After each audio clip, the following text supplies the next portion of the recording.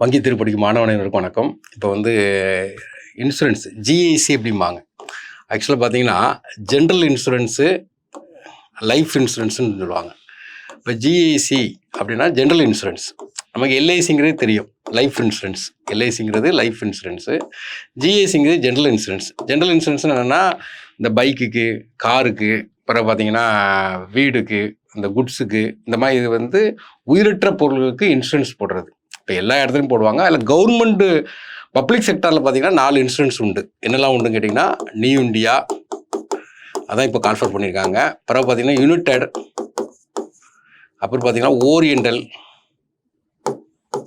Oriental, அடுத்து பார்த்தீங்கன்னா national insurance.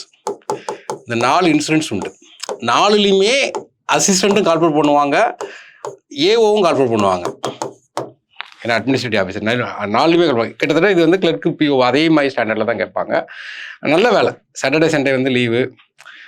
இப்போ எல்ஐசியில் கூட ஒரு டார்கெட் இருக்கும். இங்கே 2 வீலர் வச்சுருக்க எல்லாருமே இன்சூரன்ஸ் போட்டுருவாங்க, 4 வீலர் வச்சுருக்க எல்லாருமே இன்சூரன்ஸ் போட்டுருவாங்க. ஒரு இண்டஸ்ட்ரி வருதுன்னா அவங்க இன்சூரன்ஸ் ஆட்டோமேட்டிக்காக போடணும். அப்போ அவங்களுக்கு கவர் ஆகும் எல்லாமே.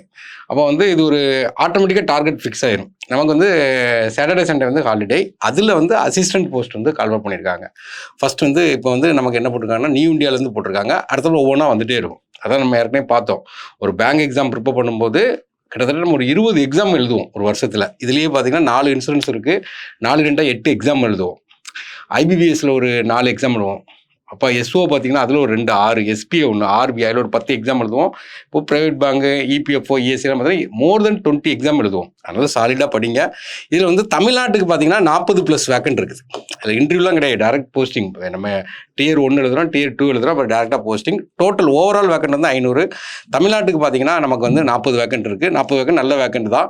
இப்போ இதை பொறுத்த வரைக்கும் என்னென்னா ஆன்லைன் ரிஜிஸ்ட்ரேஷன் அப்ளிகேஷன் பண்ணுறது வந்து லாஸ்ட் டேட் பார்த்தீங்கன்னா நமக்கு வந்து 1/1/2025.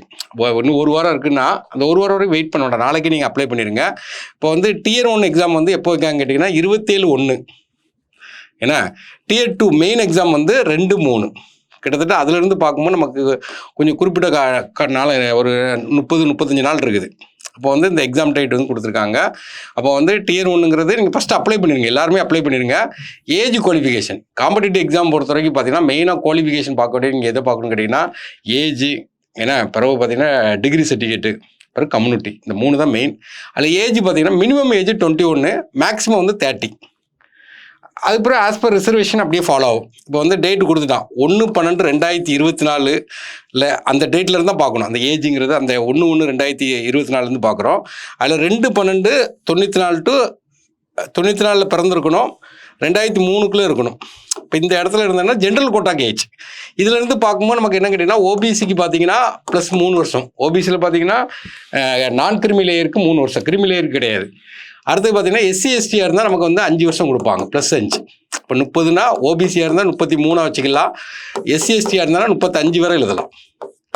இதே வந்து டிசபிலிட்டி கேண்டிடேட் இருந்தால் 10 years 40 years வரைக்கும் எழுதலாம். இப்போ வந்து ஏஜுங்கிறது ஒரு முக்கியமான ஃபேக்ட். இப்போ இதை தான் கொடுத்துருக்காங்க. ஏஜ் கேட்டகரியில் ஷெட்யூல் காஸ்ட், ஷெட்யூல் ட்ரைபாக இருந்தால் +5 வருஷம்.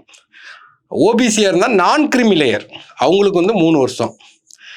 டிசபிலிட்டியாக இருந்தால் 10 வருஷம். எக்ஸ் சர்வீஸ்மேன்னா அவங்களுக்கு 45 வயசு வரைக்கும் எழுதுகிறோம். நெக்ஸ்ட்டு முக்கியமானது, அதான் முக்கியம் ஒரு காம்படிட்டிவ் எக்ஸாமுக்கு age, community, degree certificate. Education qualification any degree, ஏதோ ஒரு இதில் வந்து டிகிரி முடிச்சிருந்தால் எல்லாருமே இது அப்ளிகபிள் பண்ணலாம். நெக்ஸ்ட்டு பார்த்தீங்கன்னா எக்ஸாம் பேட்டர்ன்.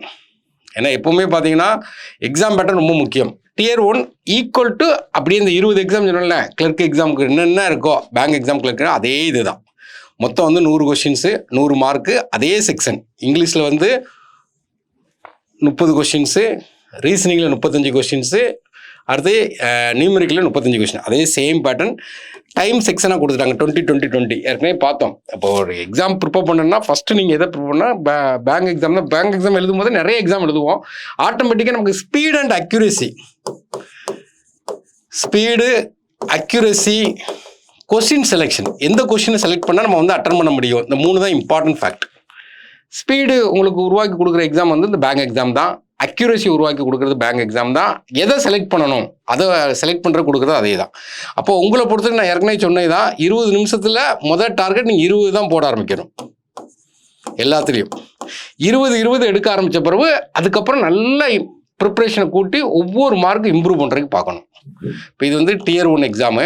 Tier 2 இது வந்து 200 கொஸ்டின்ஸு, 200 மார்க்குமே கொடுத்துருக்கலாம். இங்கே நமக்கு 250 மார்க் கொடுத்துருக்காங்க. ஒரு கொஸ்டினுக்கு 1.25 மார்க் கொடுக்குறாங்க. எல்லாத்துக்குமே ஈக்குவல் மார்க் தான் கொடுக்காங்க. 1.25 மார்க் தான் கொடுத்துருக்காங்க. எல்லாத்துக்குமே ஈக்குவல். இப்போ வந்து நமக்கு வந்து என்னென்னா நெகட்டிவ் மார்க் உண்டு. 1/4 வந்து நெகட்டிவ் மார்க்கு. இல்லை டைம் கொடுத்துட்டான். டோட்டல் டைம் எவ்வளோ கேட்டால் 120 மினிட்ஸ். இப்போ அதே தான் இங்கிலீஷில் வந்து 40 கொஸ்டின்ஸு, ரீசனிங்கில் 40 கொஸ்டின், ஆப்டிடியூடில் 40 கொஸ்டின், அடுத்து கம்ப்யூட்டரில் 40 கொஸ்டின்ஸு, ஜென்ரல் அவேர்னஸில் 40 கொஸ்டின்ஸ்.